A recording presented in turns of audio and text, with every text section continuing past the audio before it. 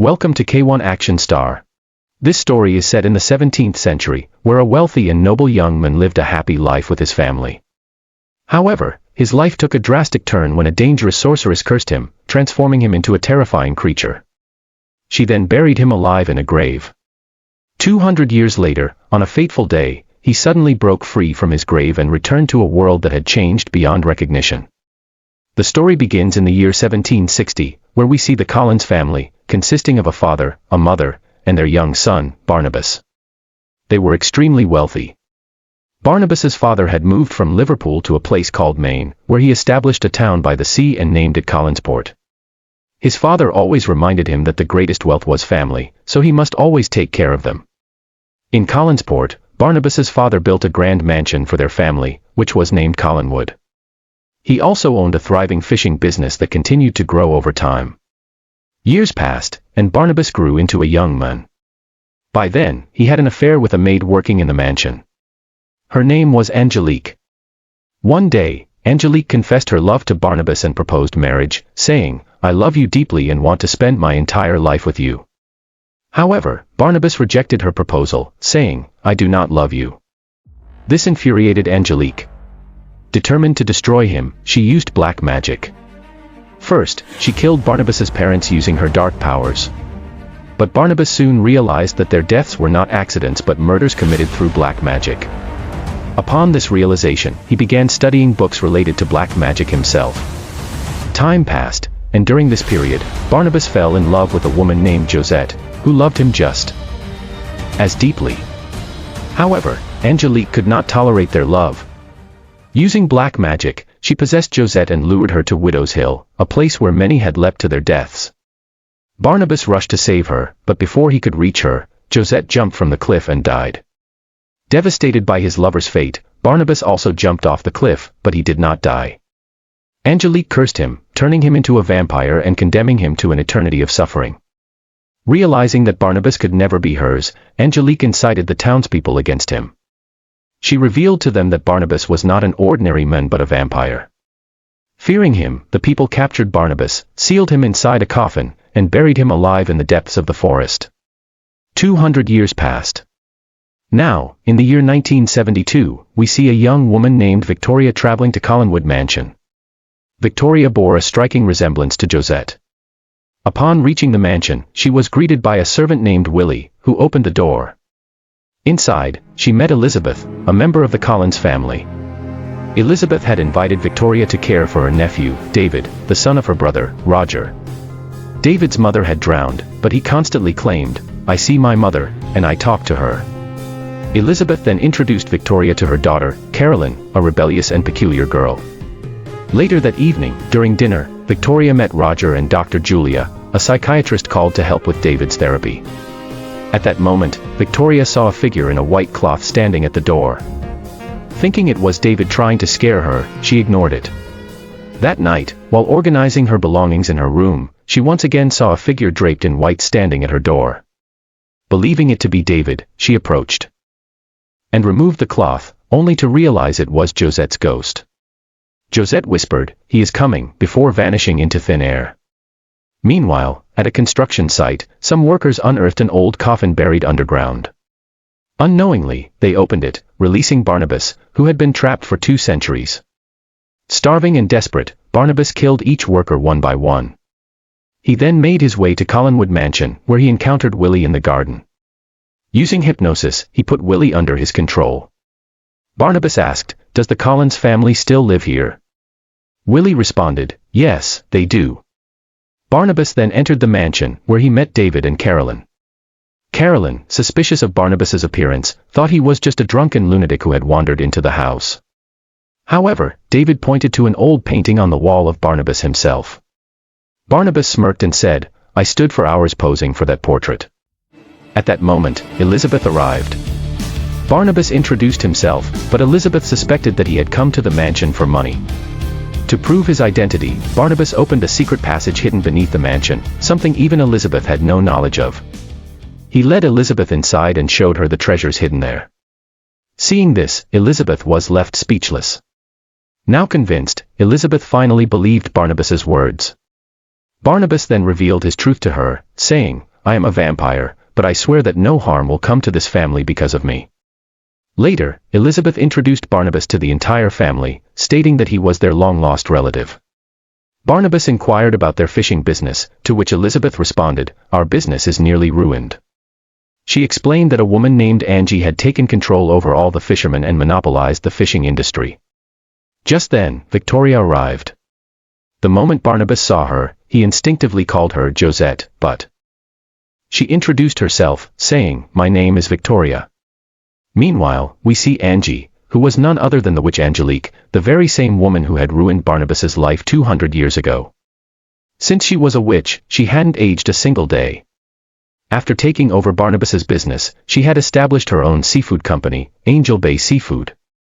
Angelique soon learned that the construction workers had uncovered a buried coffin the previous night and that all those workers had been mysteriously killed. Suspicious, she visited the site, and upon investigation, she realized that Barnabas had been freed and was responsible for everything. Without hesitation, she headed to Collinwood, where she confronted Barnabas. Barnabas accused her, "You stole my fishing business." To this, Angelique smirked and declared, "Collinsport and its entire fishing industry belong to me now." She then threatened Barnabas before leaving. Barnabas informed Elizabeth about Angelique's true nature. He was now determined to reclaim his business, his family's honor, and everything he had lost. His first step was to restore the dilapidated Collinwood mansion. To rebuild the fishing business, Barnabas visited major suppliers in town and, using his hypnotic powers, persuaded them to work for him. Thus, he successfully restarted the business. One day, Dr. Julia, observing Barnabas's unusual behavior, grew suspicious of him. To uncover the truth, she hypnotized him and discovered that Barnabas was a vampire. Shocked, she confronted Elizabeth, exclaiming, "Why have you allowed a vampire to live in this house?" Elizabeth, however, reassured her, "Do not tell anyone about this. Barnabas will not harm anyone in the family." Meanwhile, Barnabas had started developing feelings for Victoria because her face was identical to Josette's. Wanting to impress Victoria, Barnabas sought advice from Carolyn on how to charm modern women. Carolyn told him, "First, you need to change your appearance and stop acting so strange. People need to feel comfortable around you." The next day, Dr. Julia was seen extracting blood from Barnabas. She had convinced him that by draining all his vampire blood and replacing it with human blood, he could become a normal man again.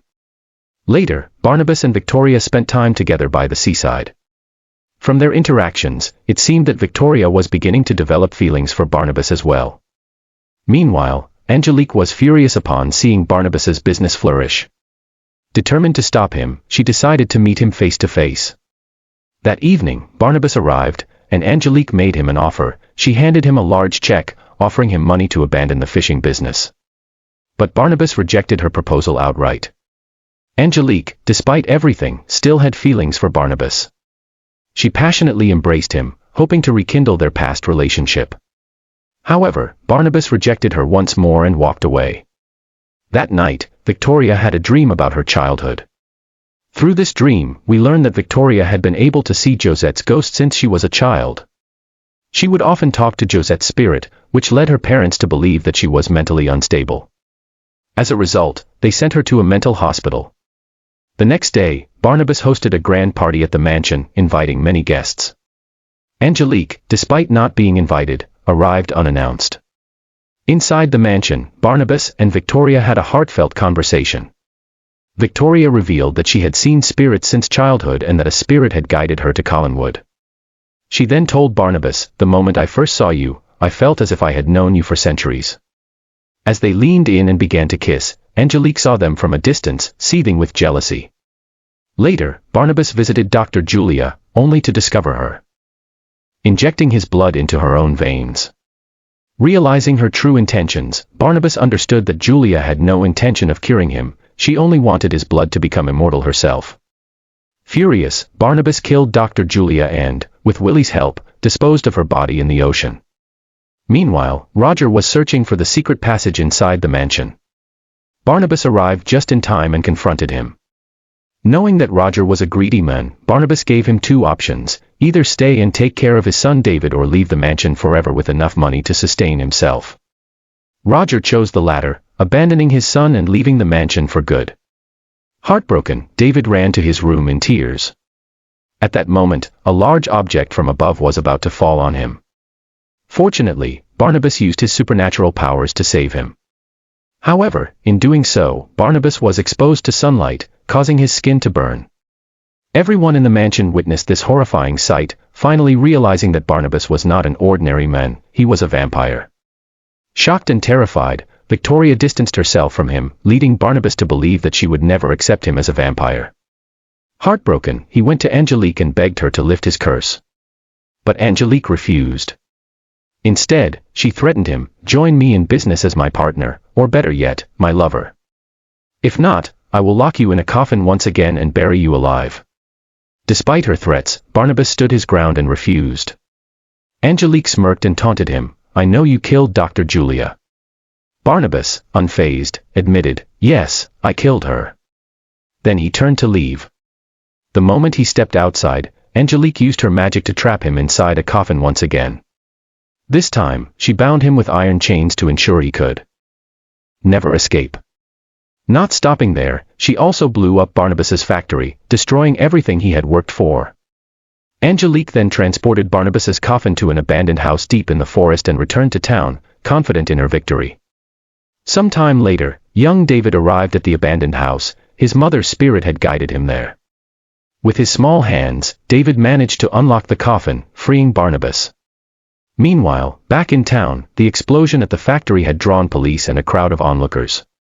Angelique seized the opportunity to play her final move.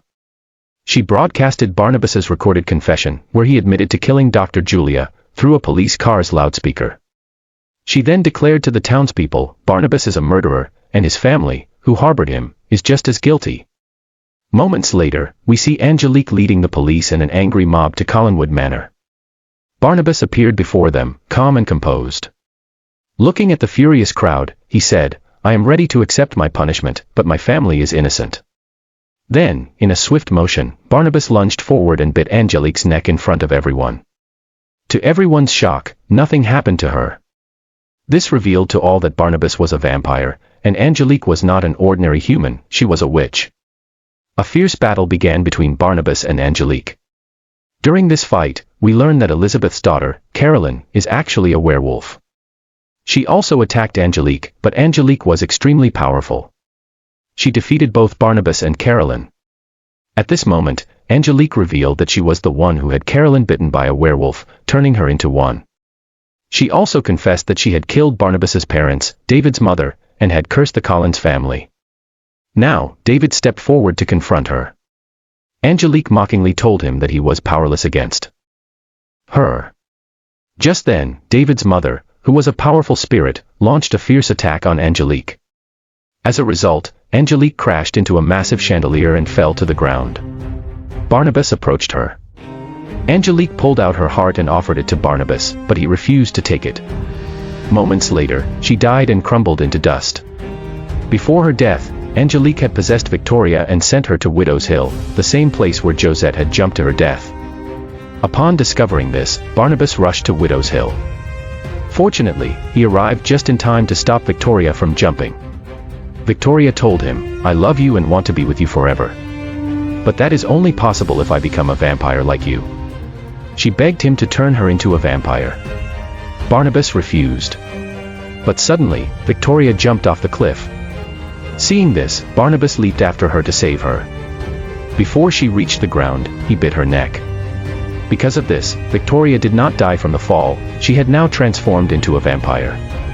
This meant they would now be together for eternity. The scene shifts to the depths of the ocean, where we see Dr. Julia's body. Her eyes suddenly open, revealing that she, too, has now transformed into a vampire. Thank you so much for watching. Please subscribe to my channel if you're yet to do so.